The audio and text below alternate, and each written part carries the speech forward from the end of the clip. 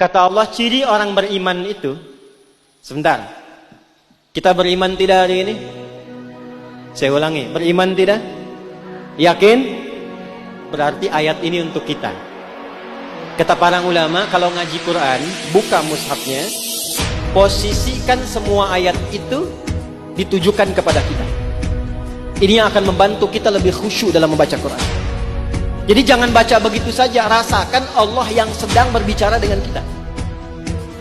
Bapak Ibu kalau terpisah misalnya dengan anak-anak, anak sekolah di Amerika sudah 20 tahun, kemudian kirim surat, tenang tidak?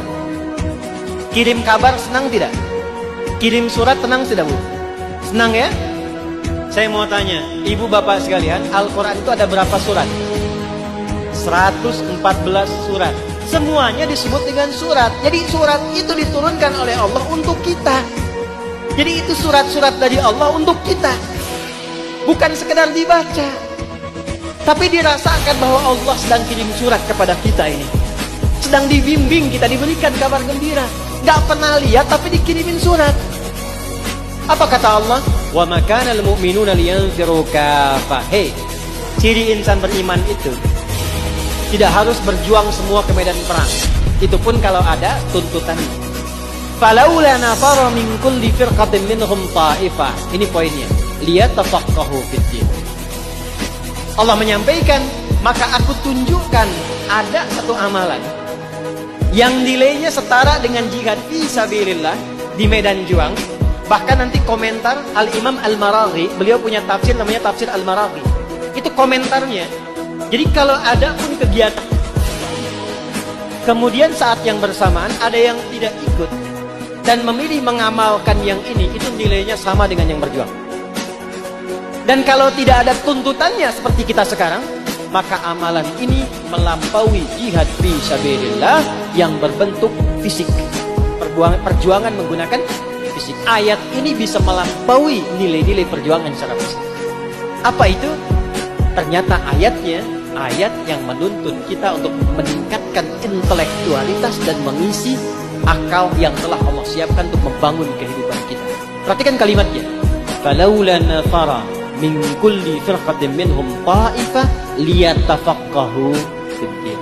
Ciri insan beriman itu kalau ngaji, kalau belajar, dimanapun dia belajar, baik formal ataupun non formal, dia akan pastikan semua yang dipelajari itu serius untuk dipahaminya. Tuh, Allah. Ada fiqih, awas. Ada fiqih, ada ilmu, ada ta'allama, ada tafaqah. Kalau ta'allama, Anda datang, masuk, dengarkan, pulang. Itu ta'allama namanya. Transfer pengetahuan. Tapi kalau fikih tidak begitu. Datang, dengarkan, bahkan di hadis Muslim, hadis yang ke-8, hadis viral tentang Jibril menyamar datang ke majlis Nabi itu, ya. An Umar bin Khattab radhiyallahu ta'ala anhu qala bainama nahnu julusun 'inda Rasulillah sallallahu alaihi wasallam ittala'a 'alaina rajulun shadidu bayadi thiyabi shadidu sawadi sa'ari la yura 'alaihi atharu safari wa la ya'rifu minna ahadun fajalasa ila an-nabi sallallahu alaihi wasallam fa'asnada rukbatayhi wa wada'a kaffayhi 'ala fakhidayhi wa qala ya Muhammadun akhbirni 'anil Islam. Kalau kita mau gali detailnya, datang ke tempat belajar, duduk saf yang pertama, simak supaya fokus. Jadi kalau di depan guru itu nggak mungkin bisa bikin status, fokus. Belakang masih selfie, ceplik lagi pengajian sama Ustaz Adi. Depan fokus. Dan yang menarik, ciri insan beriman itu kalau belajar, pastikan kata Quran sampai paham, sampai mengerti.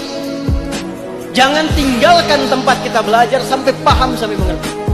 Dan hebatnya apa? Nggak berhenti di sini. Inilah indahnya Islam.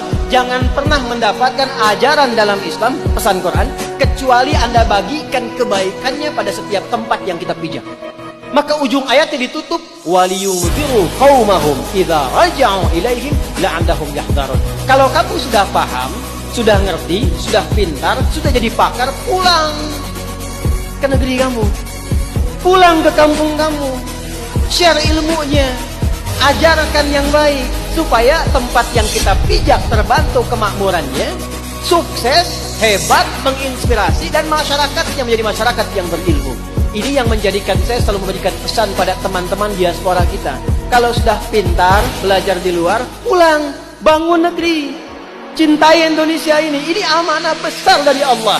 Merdekanya Indonesia dengan kalimat Allahu Akbar atas berkat rahmat Allah yang Maha Kuasa. Dan dengan didorongkan oleh keinginan luhur. Dari dulu sudah ada keinginan luhur. Hanya berkat dan rahmat Allah itu belum didapatkan. Karena itu ketika didapatkan di bulan Ramadan, Jumat kita deklarasi itu.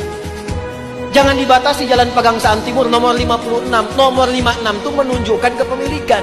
Rumahnya Syekh Faraj bin Marta. Itu pengusaha cinta NKRI keturunan Yaman mewakafkan rumahnya untuk proklamasi. Karena itu proklamasinya atas berkat rahmat Allah yang Maha Kuasa. Amanah Allah kepada kita anak negeri, belajar yang pintar, jadi pakar, belajar ilmu pengetahuan, belajar hukum, belajar ekonomi, belajar jadi insinyur. Silahkan menebar kemanapun. Kalau sudah pintar, pulang, bangun negeri. Itu amanah Quran. Jadi kalau kita tarik ke spirit halal bihalal, kita berkomitmen hari ini, siapapun yang ikut halal bihalal, maka di antara komitmen jauhnya yang kita tarik sekarang mendekat adalah peserta semua kita berkomitmen untuk lebih pintar. Spiritnya apa? Spirit al-ma'un. Banyak berbagi, lakukan pencerahan seperti matahari yang menyinari.